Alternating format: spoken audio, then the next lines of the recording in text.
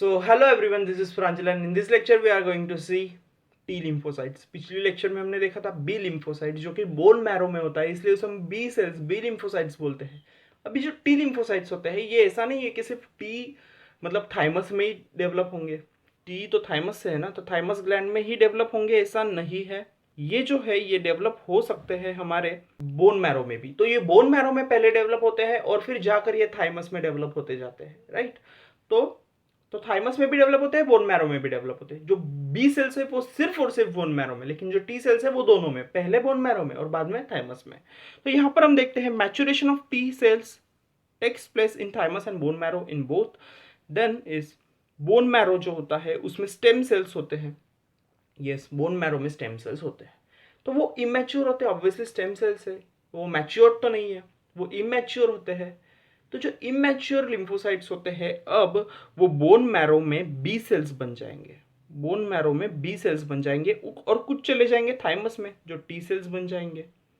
और इनका जो मतलब जो आगे का डिफ्रेंसिएशन, आगे का जो डेवलपमेंट होता है वो तो सेकेंडरी लिम्फॉइड ऑर्गन्स में ही होगा, जो कि हमने बोला है फाइनल मैच्योरेशन।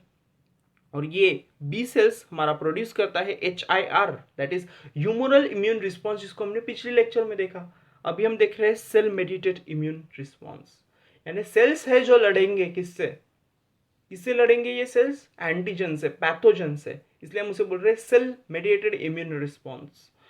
अभी हम देखते हैं टाइप ऑफ लिम्फोसाइट। जैसे हमने उसमें देखा था IgA, IgE, IgD, IgG, IgM, ये सारे इम्यूनोग्लोबुलिन्स देखे थे, एंटीबॉडीज देखे थे।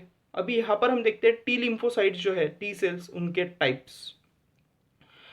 तो helper T cells, helper T cells क्या करते हैं, तो ये एक्टिवेट करते हैं बी सेल्स को और अदर इम्यून रिस्पॉन्सेस को भी। किस किस को करते हैं वो अभी हम देखेंगे, लेकिन जो हेल्पर टी सेल्स है वो एक्टिवेट करते हैं। एग्जैक्टली उनका काम है एक्टिवेट करना। हमने देखा था वहां पर भी बी सेल्स में कि वो एक्टिवेट किसको कर रहे थे, कि बी सेल्स को एक्टिवेट कर रहे थे। प्लाज्मा सेल में जा रहा था फिर बी सेल और फिर वो एंटीबॉडीज बना रहा था। तो ये हेल्पर टी सेल्स का काम बस एक्टिवेशन होता है, एक्टिवेट करो बी सेल्स को, एक्टिवेट करो। मतलब ये सब हम बोलते नहीं है क्या, झगड़े लगा देता है। तो एंटीजन के बीच में और बी सेल्स के बीच में झगड़े लगाने का काम कौन करता है, कौन करता है, हेल्पर टी सेल्स। ये हेल्प करते हैं झगड़े करने में, राइट। फिर बाद में हम देखते हैं किलर टी सेल्स जो कि अटैक करते हैं फॉरेन सेल्स को। तो हमारी जो बॉडी है उसमें आप कोई भी ग्राफ्ट, कोई भी ऑर्गन या फिर कोई भी पार्ट ऑफ द स्किन या फिर कोई भी पार्ट हमारे बॉडी का अगर डैमेज हो जाता है तो हम उसको रिप्लेस करते हैं, ट्रांसप्लांट करते हैं, राइट। ग्राफ्ट अलग से लगाते हैं बाहर से किसी और प्राइमेट का या फिर किसी और ह्यूमन बींग का। तो ये जो हम ग्राफ्ट लगाते हैं ये बाहर से आया हुआ होता है, फॉरेन होता है। तो हमारी बॉडी नॉन सेल्फ और सेल्फ एंटीजन को डिस्क्रिमिनेट कर सकती है, उसे पता चल जाता है ये अपना है और ये बाहर का है। बाहर का है तो उसे वो जीने नहीं देगा, वो उसको मारने की कोशिश करेगा। तो वो ग्राफ्ट रिजेक्ट करने की कोशिश करता है, इसलिए हम ऐसे ही किसी का भी उठा के नहीं लगा देते। Blood group matching, then tissue matching, lot of profiles have been checked there. तो इतना सारा चेकिंग करने के बाद भी that particular patient has to take lot of immunosuppressants all his life. पूरी जिंदगी भर उसे इम्यूनोसप्रेसेंट्स लेने पड़ते हैं जो उसकी खुद की इम्यूनिटी को सप्रेस करेगी, ताकि वो इम्यूनिटी वो ग्राफ्ट को रिजेक्ट ना कर पाए। और इस केस में बहुत ज़्यादा चांसेस होता है कि और कोई डिसीज हमें आसानी से हो जाए, क्योंकि हम खुद की इम्यूनिटी को सप्रेस कर रहे होते हैं, क्योंकि वो ग्राफ्ट को रिजेक्ट ना कर पाए, राइट। तो किस तरह से ये ग्राफ्ट को रिजेक्ट किस तरह से करता है, तो परफोरिन प्रोटीन सिक्रीट करके। वो किस तरह से करता है, कौन करता है, किलर टी सेल करता है। और वो कैसे करता है अभी हम यहाँ पर देखेंगे।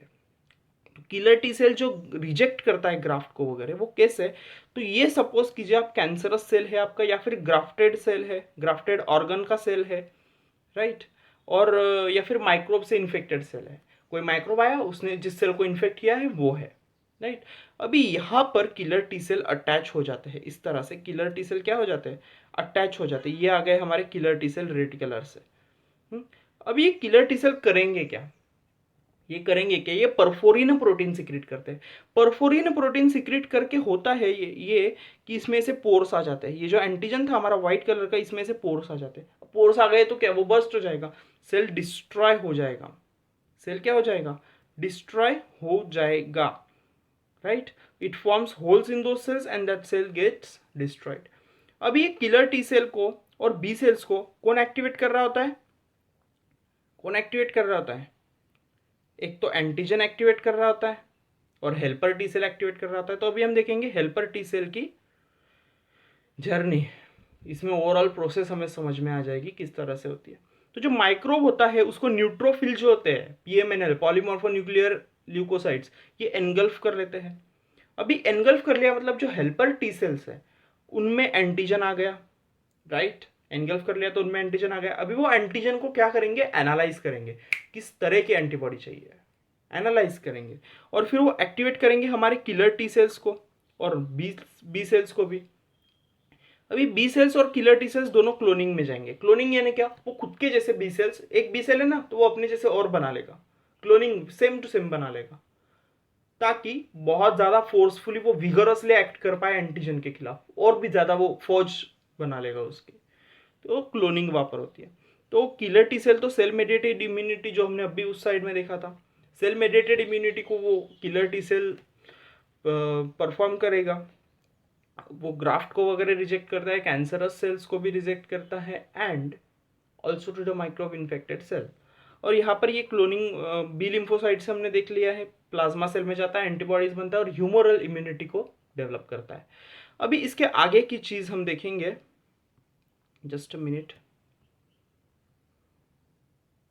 सप्रेसर टी सेल्स, तो मैंने बोला था हमारी ऑटो इम्यूनिटी होती है। कभी कभी इम्यूनिटी इतनी उछल जाती है इम्यून सिस्टम हमारी कि खुद के ही ऑर्गन से लड़ने लग जाती है। मतलब जिस थाली में खाते हो उसी में छेद करते हो, राइट। वो खुद के ही ऑर्गन से लड़ने लग जाते हैं, खुद के ही एंटीजन से लड़ने लग जाते हैं। तो सेल्फ एंटीजन के साथ ना लड़े, इसलिए खुद की इम्यूनिटी को थोड़ा सप्रेस करने का भी मैकेनिज्म हमारे बॉडी में होता है, that is suppressor T cells.